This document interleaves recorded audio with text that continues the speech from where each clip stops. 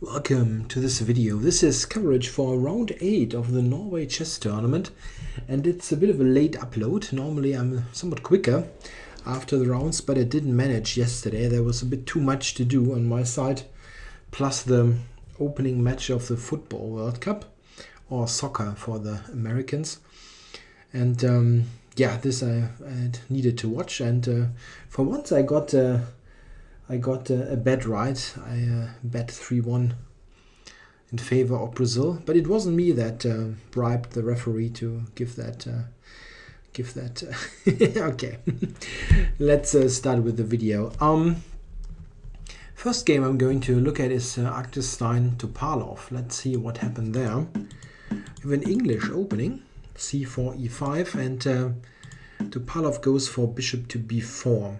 Yeah, most of the time in top-level chess you see d5 nowadays, reverse Sicilian, fine line, but the older choices, let's say, of bishop b4 and yeah, in some way also bishop c5 are slightly less popular nowadays, but I think bishop b4 especially is leading to interesting play. Yeah, white goes for knight d5 early and black retreats. So you could argue that black has spent 2 moves to go to c5 instead of doing it right away. And that's true technically speaking, but very often it is a good thing for black to, yeah, let's see, to get this trade in, because it yeah, makes the central pawn structure a bit less fluent and less flexible on the white side, and maybe f5 can be an idea. And we quickly see some of those ideas. Knight h4 is meant to allow white to play f4. That's quite a common way to play this. We quickly get to a sharp position. e4 is played, and yeah, this obviously opens up this diagonal. On the other hand, it makes this bishop look at the pawn, and black attacks d5. So it's already quite sharp, and we see g4 now, very direct approach, but I think a good one to activate the bishop on g2 especially, and maybe make use of the g file. Yeah, knight takes d5 was played. This seems fine. I think it's less convincing to take on g4. This had been tried before, but after bishop e4 this looks really nice. White is ready to even push the f-pawn more, and he's simply a bit better developed and has all pieces aimed at the king side. This looks good for white, I think. Yeah, this was played. G takes f. Queen e7, very logical looking at the pawn. And we come to the crisis of the game really early. King h1. This makes some sense. Does not want to have it all the time here on this diagonal. Knight to f6. Yeah, rook takes f5 is yeah, an unlucky idea. There's more than one interesting move, but bishop g7 is quite nice actually. King takes. Queen g4 is downright horrible. And queen takes, white can take here. And let's get a double attack here. An interesting way to play. But knight f6 was played, and this is also, I think, just a good move. Gets the knight out of this diagonal, protect this, and also prepares d5. Yeah, and right here, the next move I already slightly dislike. I mean, it does not seem to be fatal, but Stein now plays d3, which is, of course, motivated by the idea to increase the pressure here and make something of the g2 bishop. But on the other hand, it weakens the center enormously, especially e3. And now the bishop on a7 has a very, very good role. As long as the pawns stayed here on d2 and d3, this bishop is just looking at a protected pawn. So I would have preferred probably to play rook g1. But okay, this is not really a mistake, I guess, but yeah, I don't really like the decision. It's a bit tricky. Yeah? Black plays c6, intending to stabilize the center further. And yeah, now it starts to get get a bit messy. Yeah, we should check this, of course. Here white takes, and this is very good for white. Black cannot take this because of this little trick. And this means that white has a very strong center. And e5 next. This is the biggest problem. This e5 steamroller is coming next move. Yeah, c6, and now he took. Yeah, now we see, yeah, why d3 is such a debatable decision. The e3 pawn is really weak. On the other hand, there are some tactical ideas, of course. White is active, but ultimately I don't think it is such a great trade-off. e4 is protected, and now rook g1 is played, trying to use the g file. Yeah, knight f6 now. Well, it seems fine. Yeah, rook f5.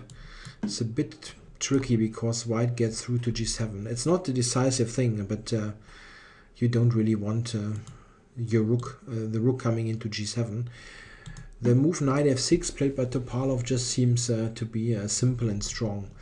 Rook a e1, queen f7, and now e4. This is a very sharp move by Stein, and it seems to be a mistake really. After queen d2, the thing is, yeah, the position seems totally unclear. The idea being that white maybe gets something like this going, move the bishop away, and then try to play on the g file. Hard to tell. The computers give this as about equal. The problem is also what he's doing is not working. So this is clearly preferable to what he played. He played e4. It looks like an attractive option, but it does not ultimately seem to be sufficient. Bishop g1, by the way, the capture of the exchange is not clear. Rook g1 here is quite interesting compensation. White has this e5 idea, but also can try to increase the pressure a bit. This is not clear at all. I mean, it's also playable for black, but the thing is that d5, the move chosen by Topalov, is just better. And the idea is that, well, white optimally would like to play e5. However, this is not working at all due to knight g4, with the idea to play knight f2, basically winning the queen. It's almost a smothered mate. And at the same time, there's also f5 hanging. So e5 is not on, and this means that white is completely falling apart in the center. If you cannot advance, also the capture, for example, we look at this, the capture can be just answered by this move. Yeah, as bishop d5, queen d5 is a check, very important. So white cannot break through on the g file, and here black is just clearly better. Yeah, this is hanging, this is hanging. That's not good, simply. Yeah, he played bishop f6, after which the intermediate move bishop takes g1 was possible. Yeah, and this is now getting simply bad in terms of material. Bishop e5 was played. Yeah, white can also take it, but this is probably even less resistance if we consider this. Black is, I guess, completely winning. Yeah, bishop e5 played, and Topalov just dropped back. Yeah, and here simple counting gives you the information. Black is an exchange up. White still can try to continue and try to make it a bit more murky, but ultimately, I think for the sake of length of the video, we can say that Topalov did a good job to win this thing.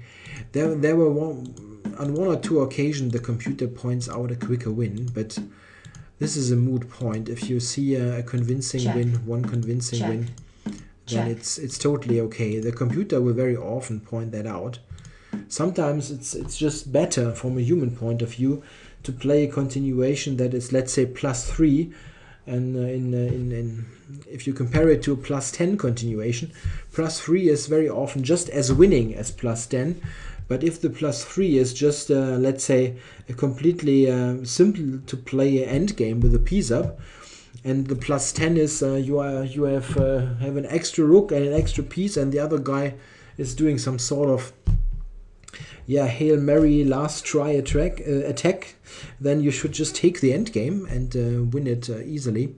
Yeah, there are not any of those cases here, but what I'm trying to say is it's not really useful to look at the games in total computer terms. If you keep the winning advantage and always knew what to do and are in control, then this is totally sufficient. Check. Okay, we have here the rest of the game. It's basically a technical job by Topalov, and here Aktestein resigned. So the first loss by the Norwegian veteran player, who really had a great tournament so far, could have easily won games. Yeah, I guess here he wanted maybe a bit too much from this position. I only had the chance to briefly watch some statements in the press conference. He was probably a bit too optimistic about his chances, and it looks nice with the bishops, yeah, and so on, with the bishops here on g2 and b2, but the way he played it, it was not working. Okay, the next game. Let's see what is next. Let's do Aronian Caruana. Here we go, Aronian Caruana. We have again an English opening here with e5. Yeah, this has become enormously popular, this setup. Very often we get this, where black is setting up this sometimes called the Botvinnik center with c5, e5, and well, d5 is a weakness, but it's also possible to cover it with lots of pieces. Knight e7, bishop e6, and black has a good foothold in the center. This is very okay for black at the moment, so Aronian tries something else, and we get a very complicated situation in the center right away, e4, and he's playing for counter-attack. What he's doing is here, after this, he plays a new idea. Queen f3 is the normal move here, just capturing, after which it is not believed that black has any particular problem. He played a new move, e4. Aronian did, an idea of one of his seconds. I think it was Nadanian, a very creative player. And I still have some yeah, and I don't really understand one thing here. Not that it is so important, but Caruana played queen c7 and allowed white to recapture. After this, it's materially equal, and I guess somewhat more comfortable for white. I don't really understand why the pawn wasn't taken. I mean, it's I understand that white has compensation, but I doubt that this position is significantly better than the position that white had in the game, and in the game it was equal material, and here is there's a pawn up. Okay, one problem is maybe this very, very direct play here. I don't know. I think it was possible to take the pawn. It's clearly very good compensation for white, but maybe this is if this kind of position comes up again, maybe they will prefer to take the pawn. Yeah, here white has some advantage in the center. Yeah, the long castles means that black has some problems with bishop g7, and he needed to castle long and play various moves first. He cannot really play bishop g7, and here I think white is somewhat better. Note that if black tries that, there's simply d6 hanging. Yeah, he played f5 here, and after this here, the f5 pawn was a slight weakness, and somewhat surprisingly, very quickly this pawn was not defensible anymore. The move rook g8 was surprising in this way. It wasn't clear why black couldn't play something like rook e8 here. I guess just hanging on and not playing rook g8 immediately. The whole position looks somewhat more comfortable for white, but it's nothing totally serious, I guess. Rook g8, however, seems a bit strange, and after queen d3, check. Yeah, he's giving it right away, but if you consider bishop e6, there's bishop h3, and then white will take the pawn anyway. So it's basically, rook g8 is basically a pawn sacrifice, and I really don't see that that it helps black in any way. It's simply better for white here, this position. And rather quickly we came to a situation here, by the way, d4 wasn't really doing much, as this is a pin on the rook black cannot take. Yeah, queen g7. We pretty quickly come to a situation where white is very, very significantly better. After cd5 here, there is the big check on a6. And this is what happened. Queen a5, yeah, attacking the rook, so it utilizes the pin. This was a bad arrow, this arrow. Yeah, white is just significantly better. And bishop c4 is now fully developed. And well, knight e3 is maybe not the most tenacious defense, but it was already very problematic for black. Yeah, white just took here. The alternative is to take on d8, but the problem is after this that this knight is hanging immediately. So something like this will end in a draw by perpetual check. Yeah, this is just better, taking on e3. And play it like that. Here, white just has a pawn. He has a repaired structure, and black's king is also somewhat unsafe. The whole thing just looks completely winning for white, and it probably is. If we look at this, bishop to d5, here there already were other possibilities. For instance, queen back to c3. Yeah, something like that was possible. Aronian's way is also fine. He took on d5. Yeah, but now he committed a very serious oversight. Just queen b5 first seems to keep a very clear advantage for white. Yeah, you can look at the various queen moves. One idea is just to do this, for example, keeping a2 protected so that this check is... Keep drawing those screwed up arrows. That this check on a1 is not so much of a problem. Here white just keeps the material and it's much better. Very close to a win. He played knight c3, and amazingly this is already a step in the wrong direction.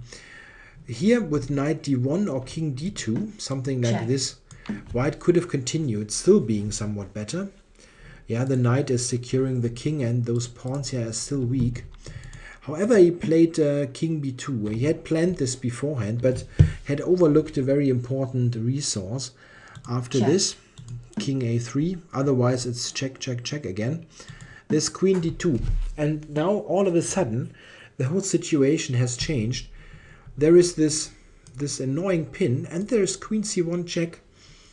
Yeah, okay, maybe c4 check in some situations. Yeah, here, all of a sudden, it's not really great at all.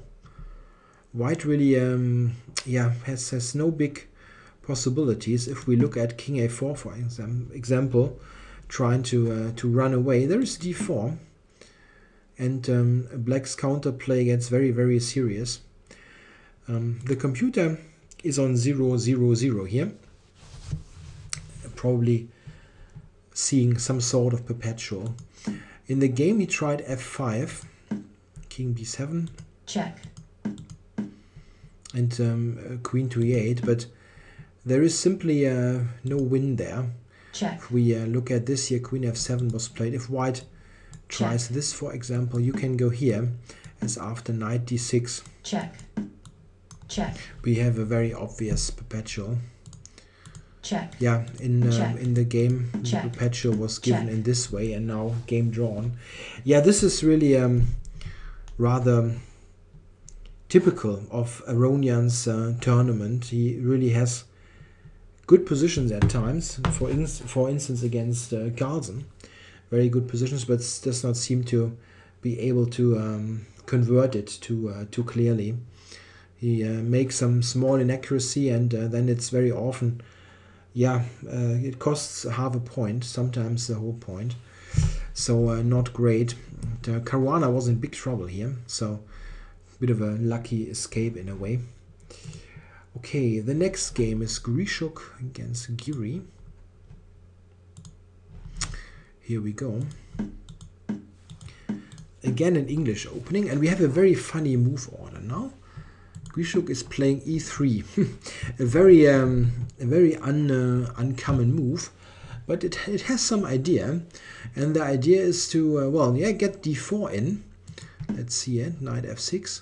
Yeah, now d4 is what he played, and here we could easily transpose after this to Caruana, but black has played g6, which is at this particular moment not a very reliable line.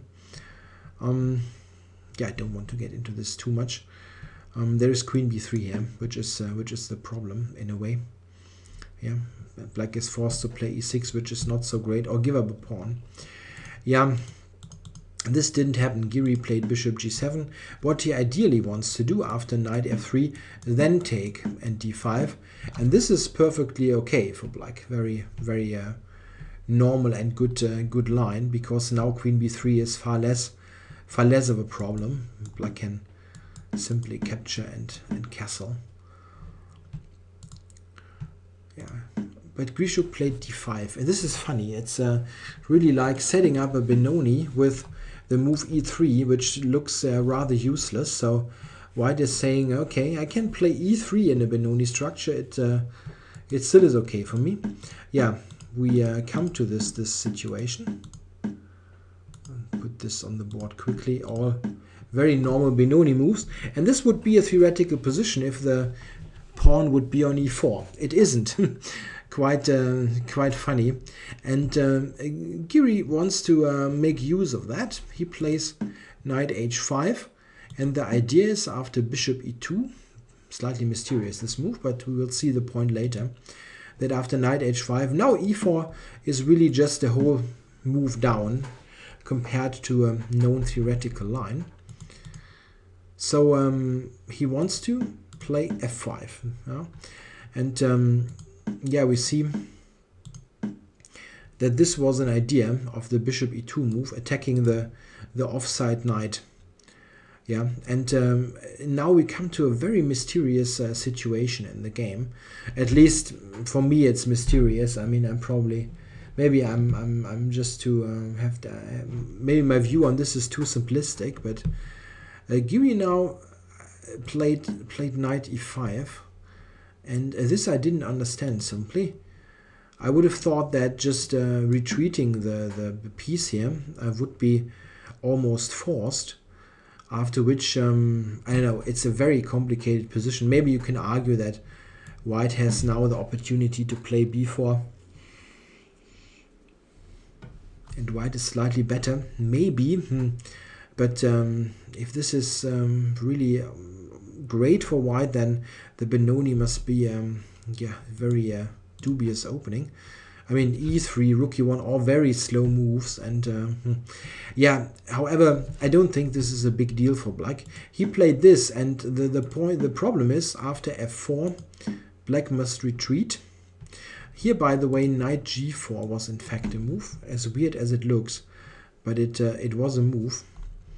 After this, there is knight f4, and this isn't totally clear.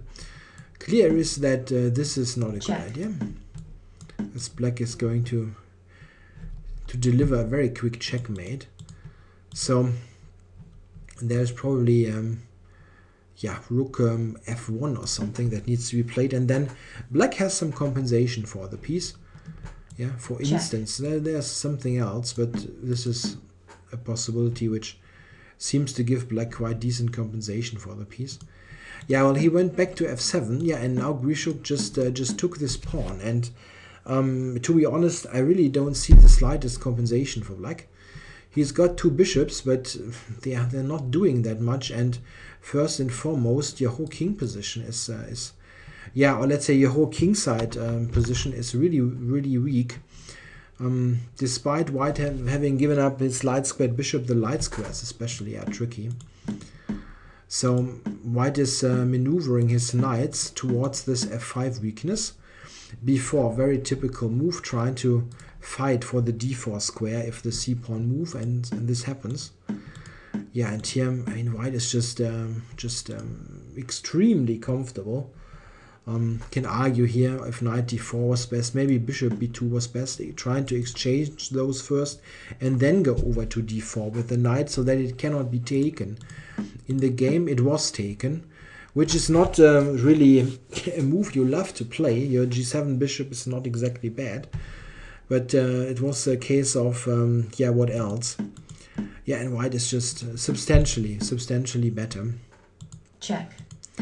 And only somewhat later we come to a situation where you can clearly improve on Grishuk's play. He's really close to a winning position here. Yeah, just by material. It's a pawn, but it's also the structure. This is very weak.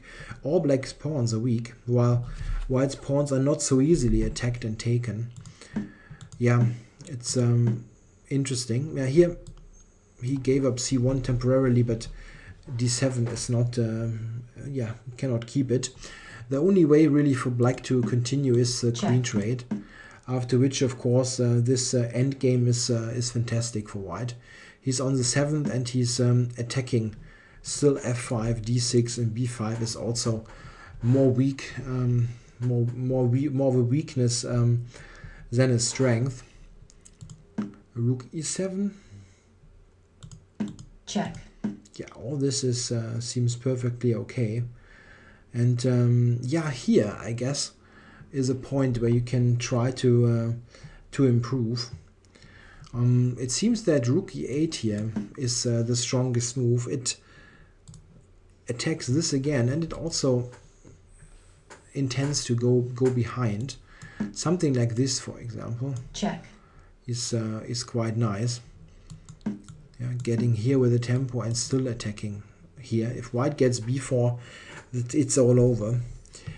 What Grishuk is doing is keeping a big edge. I mean, check. First he repeated, took on f5, is keeping a pretty big edge, but it's not as convincing. Now the b pawn starts to run, and it is very serious counterplay. We see that white needs to attend to that. And yeah, here, starting around here, white is better all the time, but can you really win? Well, Grishuk to be yeah, a bit of a spoil sport. He didn't manage, but it seems to be tricky here. I looked at it a bit with the engine, and it didn't really point out a totally convincing win. White is, of course, I mean, you can just count pawns. White is obviously better, but can you win? Yeah, one pawn you will lose anyway, like we've seen here. And is it really enough, this double pawn? And yeah, white's structure here on the king side is not really well suited to get a pass pawn quickly. In the game, it was a very good defense here by Giri, giving up the knight, and now the king together with the h-pawn is securing the draw. Check. Yeah, or you can get the pawns. Yeah, it's a combination of factors. That's cute. Now he took it. Yeah, and total draw here. Yeah, somewhat disappointing game for Grishuk. He had an excellent position, and certainly also winning position at one time, but he didn't play it precisely enough to really win the game. Okay, so the next one to look at is Swidler Carlsen. Yeah, and this is a very remarkable game. I can tell you that right away.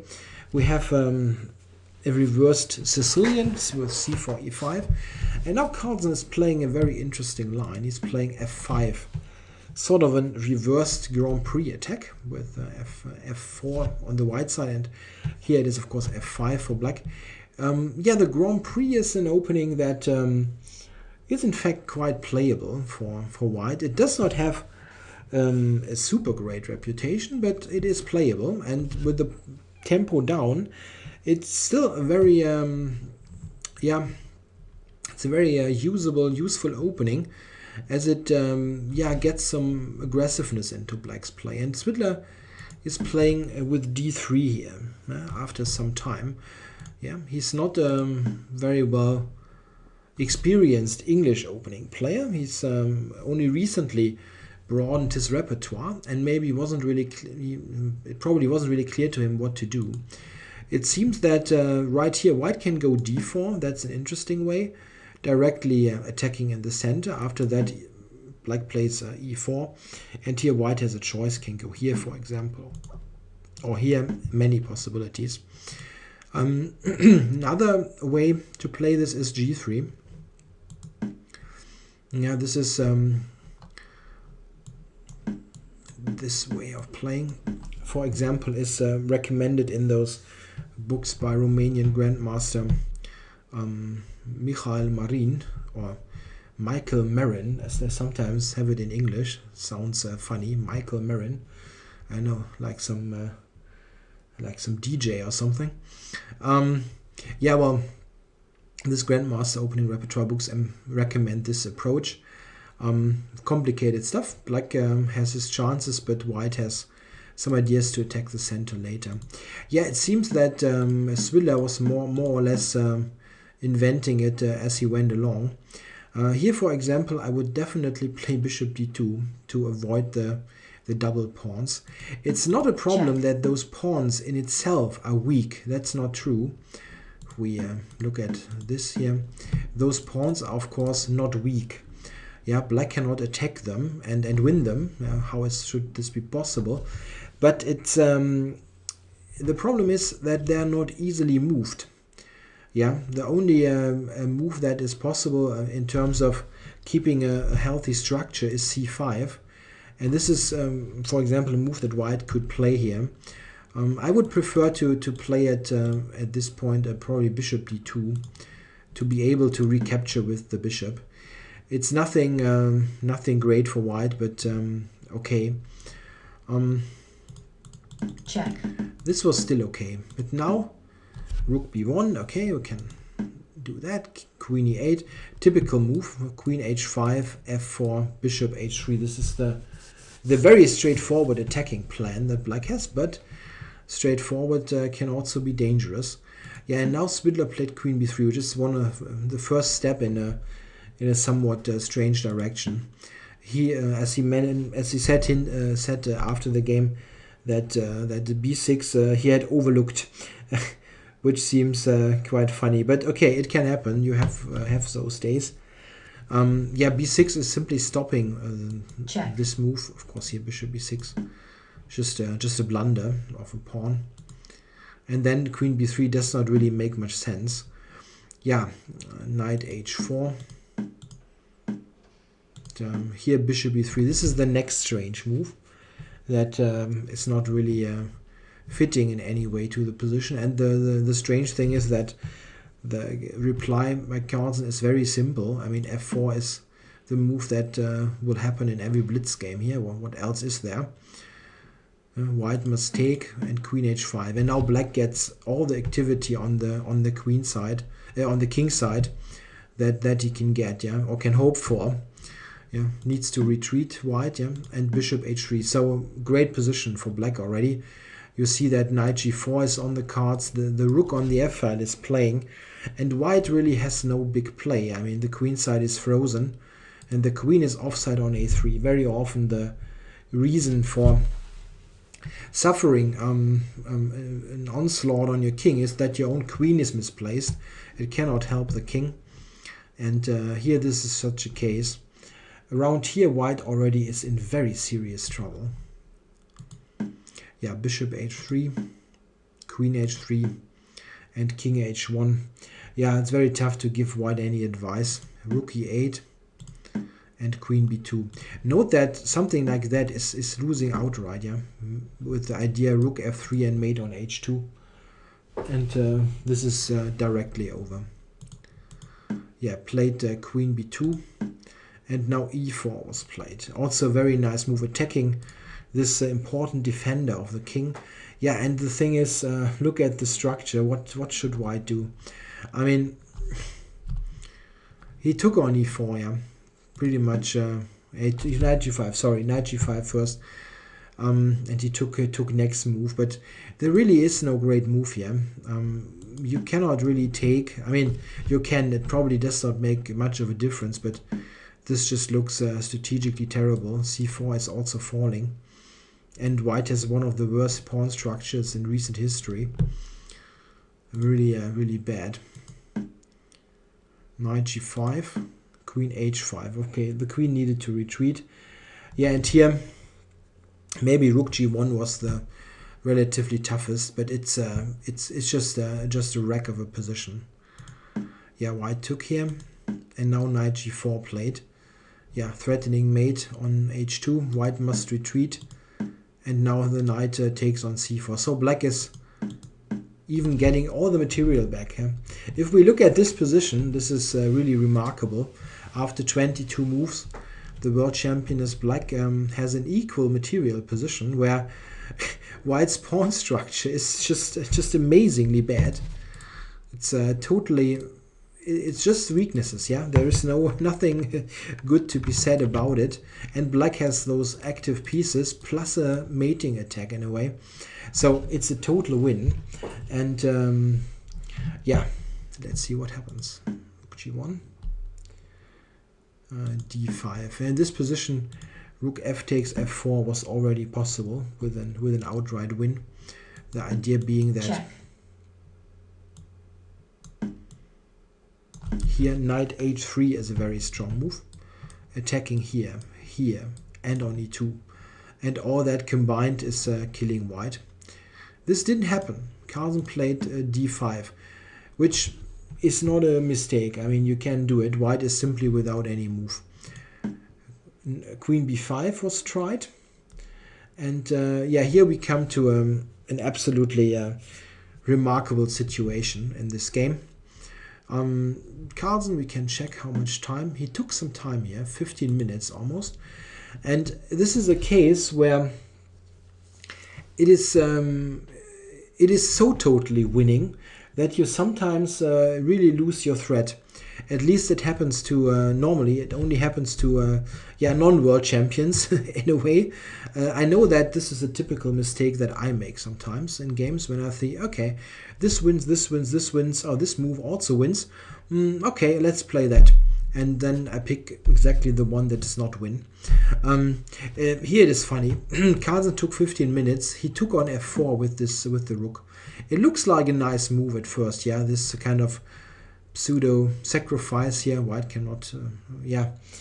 Okay, we look at it afterwards. The funny thing, this is a bad move, right? It's really a bad move. And as they said in the press conference afterwards, almost any move wins. And I wanted to check this with the computer. And in fact, the move that Carlsen played, rook takes f4, is about number 20 on the computer's list of moves. So number 20 is pretty much low on the list. And yeah, I can show you one or two wins that look totally easy if you have a computer running.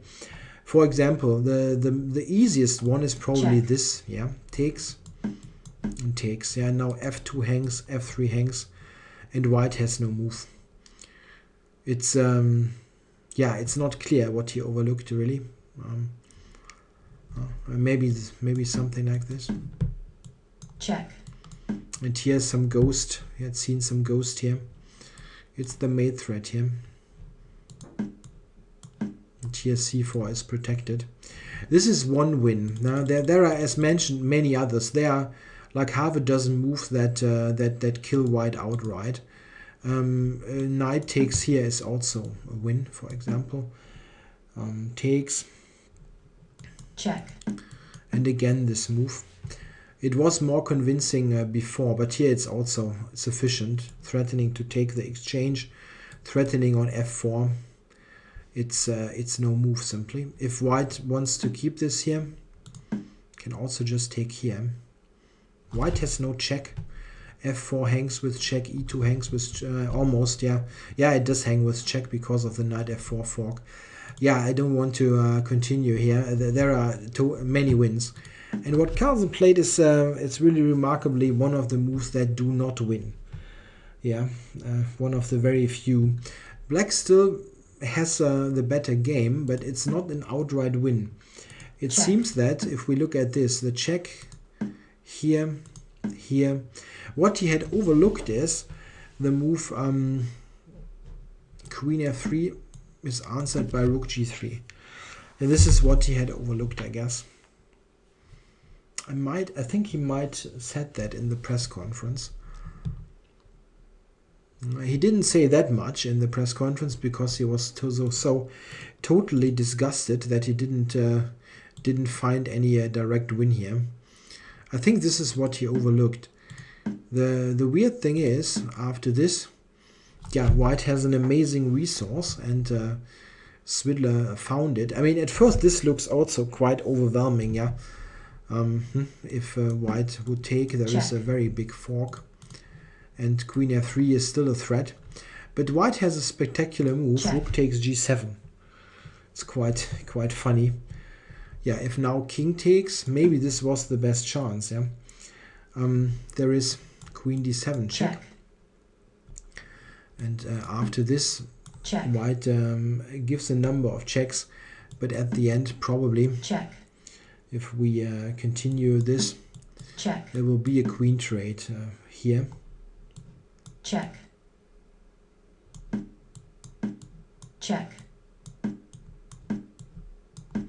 And here Black is material down, obviously, but White has activity. The king is playing, and you have chances to at least regain a pawn. It's a borderline endgame. Maybe this is what Carlsen should have gone for by capturing the rook, but he played King F8. Certainly already totally irritated by the whole thing. King E2, Knight C3 check, and the queen was taken. Yeah, it looks very nice at first, but consider this position. So all of a sudden, Rook B to G1. All of a sudden, White's pieces are coordinated. They play together. Rooks are connected here in the attack against the king. And okay, yeah, we can count 5 pawns, 2 pawns, Black 3 pawns up. But this does not really matter so much because the activity counts, and the king here is really in some danger. This is what happened. It still looks tricky, but White has enough activity here. Carlsen played Knight C5. Yeah, we need to check Queen F3. Check. Yeah, and you can easily lose if you make one more mistake here. Checkmate. It's a mate. Yeah, he played Knight C5. Check. But now... Check. It was a draw, really, with those moves here repeated, or these positions repeated. Check. We can look, can Black escape? Yeah, it's not really possible. If he goes here, there's again a check. And this is simply not on. Check. Yeah, it is just a draw. This is one of the weirdest games that we have seen for a while in top-level chess, really. Especially considering that Carlsen is so good at converting advantages. Maybe this was too big an advantage to convert. They were both really disgusted during the press conference. Swidler about his whole play that led to the thing. I mean, yeah, being totally lost after 20 moves with White is not happening that often. And Carlsen obviously was totally shocked that he missed a win here. Also very important for the tournament, of course. With a win, Carlsen would have taken the lead in the tournament, and yeah, the last round game he's got White against Stein. So compared to others, a relatively easy pairing. Stein is doing a good job in the tournament, but still, so a very bitter experience to not win the game. He was, I mean, to be frank, totally pissed off in the press conference. I don't think I remember Carlsen ever seeing so dejected and totally frustrated. Okay, so next game. It's not really considered to be a game of the day. I do all games a bit longer in this video, so I think they all have their merit in this round. Okay, the last game is Kramnik. Let's do this. And again c4. This was a round of English openings, 1 c4, but we quickly transpose here to a Queen's Gambit, where Kramnik is playing a quick knight f6. Yeah, this is regaining somewhat in popularity. For a very long time, top-level chess really didn't see much of this because of the exchange variation, but there are some ideas here, obviously, nowadays. And Kramnik is playing one of them. In general, these lines, we can look at this. Here, he played knight h5. This idea is gaining in popularity. Normally, they play it in a bit different move order. Or let's say, yeah, move order is a bit of a wrong expression. This idea, for example, is well known for a long time, where after the trade, black very often plays knight b6, bishop e6, castling long. This was played by Kramnik, I think, against Aronian, if I'm not mistaken, in the candidates. And what he's doing now here is somewhat similar, but he has castled and now goes for knight h5. What is important here, he had to play, in order to make this work, the move h6. And normally h6 is considered to be somewhat of an inaccuracy in the exchange. And yeah, this has reasons. I can show you.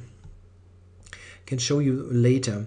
One reason why h6 is sometimes a bit questionable is a quick attack with g4, g5. Yeah? This is a point that white can use to open up lines.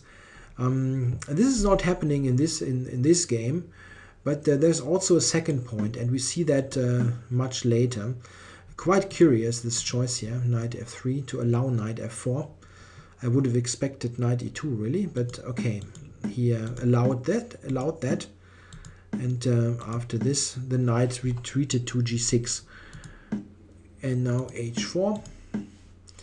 Black's idea is a regrouping, and exactly this regrouping to get in bishop f5 to trade the light squared bishop. So this happened, and here we see. Let's put this on the board. Here we see the second reason why h6 is sometimes considered to be somewhat of an inaccuracy. It's not really relevant to this position so much, because black has other pluses here, especially the total exchange of bishops. Yeah. But what I'm trying to say is the knight on e5 here is a very well-placed piece, and quite often black would just play f6 to kick it out, right? But here he has played h6. So f6 is a move you really don't like to play, as it weakens g6 quite a lot.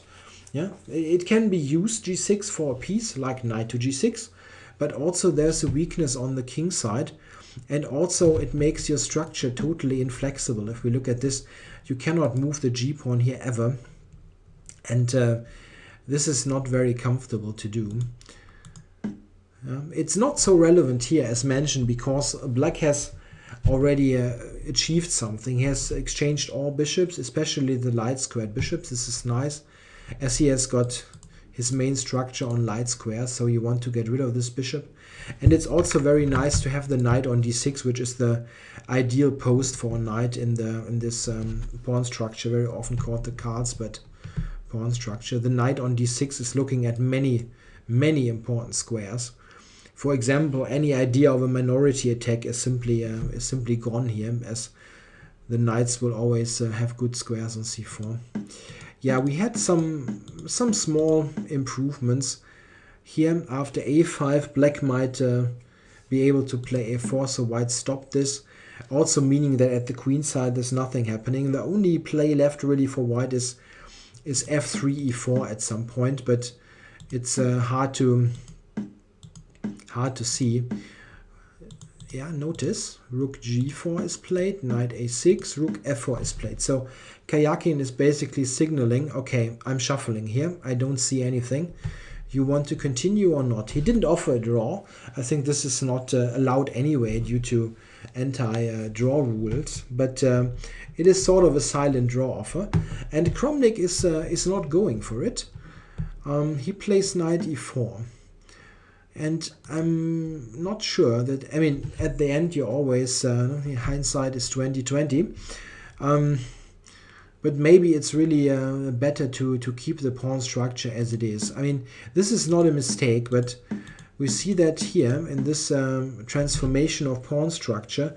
I think that white has benefited. He will have a good square for the knight on c4 now that the d5 pawn has moved to e4. And the whole thing is now entering a very concrete phase. Black must be cautious not to lose the pawn for nothing. So he seeks counterplay with c5. Yeah, note that, of course, white couldn't take it yet because of the pin. Yeah, and now c5. We have a transformation now. C and e pawn are traded. And now white has gotten this passer in the center. It now gets tactically complicated, and it seems that white is slightly better. Check.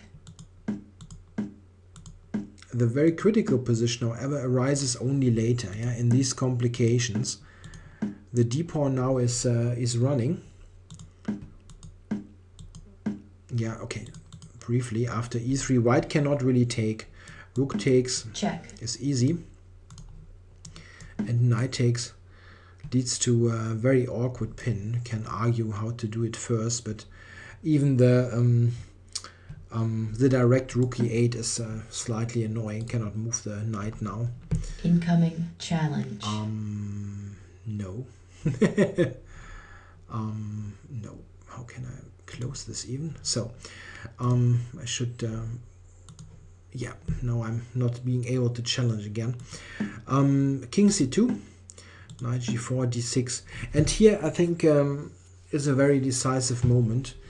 Kramnik is on move 41. He has time again to consider his move, and it seems that while white is better in any case, it seems that the move he's playing is probably leading to a very, very bad position. He plays rook to e6. It seems that almost any other move is better. This always sounds stupid. Yeah, almost any other move is better. But technically it is like that. Rook d7 or rook e4 seems to be somewhat tougher. However, it's clear that white is easier to play, especially the knight is lending support here, and the e-pawn here is not so dangerous as white's king is always helping in the defense. This is the suggestion of the Houdini engine, by the way, and it's clear that white is better here. The thing is, though, what he did, rook e6, rook a7, and now it's very, very tough to even try to defend the b pawn. Yeah, rook d7, a5 is coming, and this is just fatal probably. He played rook f6, and here it's slightly mysterious. I guess Karjakin had saw some sort of problem with the pawn capture, but the computer is signaling that this is working and winning basically. Black's counterplay does not really seem to be any effective. Check. Black can do this, but now the a-pawn is just far too quick. I'm not sure what line exactly made Karjakin reject rook takes b7. It looks very simple, of course, to take the pawn. And sometimes if you see less, it's sometimes beneficial. I mean, a normal player, not a number 5 player or whatever he's ranked at the moment, would probably just take b7 and don't think about it too much. He played rook e2, a more conservative move. And now for a moment the pawn is saved. However, white retains an advantage that is very close to winning. He here is faced with the exchange sack. Kramnik is getting rid of this pawn. It's probably the relatively best try. Yeah, you keep your hope in the position, the e3 pawn, and yeah, you're somewhat coordinated, but it's ultimately insufficient. Check. Yeah, white is directly trying to rearrange his forces and now pushes the pawns on the queen side. Yeah, returning the exchange. That's the best way technically. Check. Allowing this. Check. Because we can see that. Check. Let's put it on the board. It comes to this this end game where white has those two passes and black will only get the g2 pawn. If you analyze all this with the help of an engine, it sometimes points out inaccuracies by both players, but considering that they really have limited time to play that, I think Karjakin did a good job. He never really botched up the win. We see now that check. They're rolling. By the way, here there was one case where the computer is rightly or correctly pointing out that rook b5 is check. A much quicker win. The king must go to the g file, no big choice, and then a6 really promotes the pawn. There is no way to avoid the promotion now. You know, a7 and rook a5 is the defense. If black tries, I don't know, check. something like this. There's rook a5. This was really quicker, but this is also check. A win. Check. It just takes a bit longer and requires further accurate moves, but it is a win. Yeah, relying on the fact that those pawns will promote.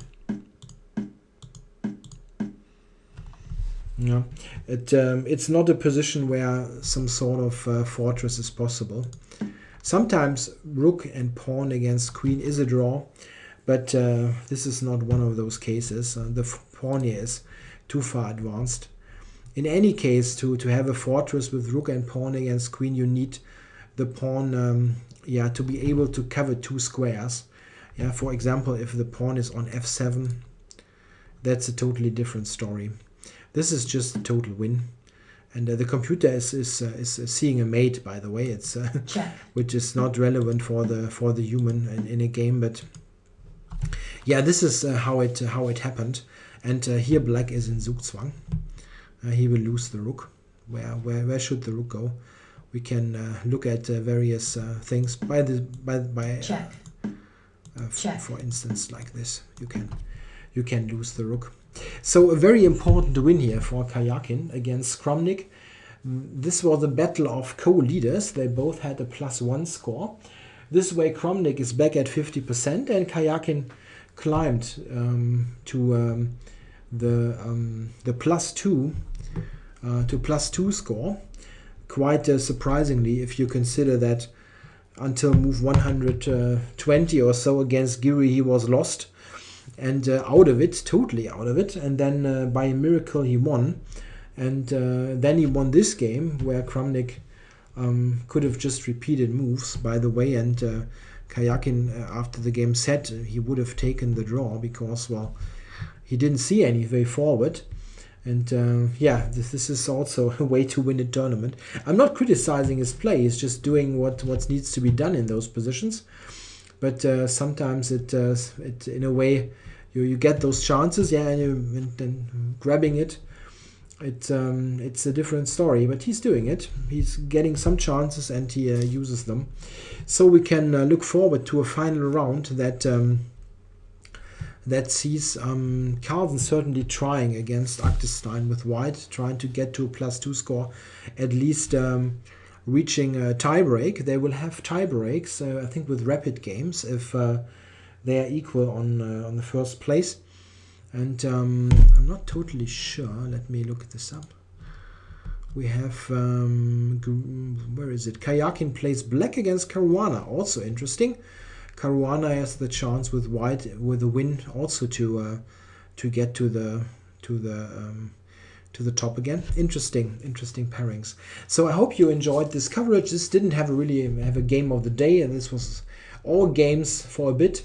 Hope you enjoyed it. I'm back with final round coverage maybe very late tonight, or if the World Cup is too much, I think we have Spain-Netherlands today. Very nice match, the rematch of the final of 2010. So maybe it will only be tomorrow that I'll cover the final round. Let's see what happens. Thanks for watching, and I'll be back for sure.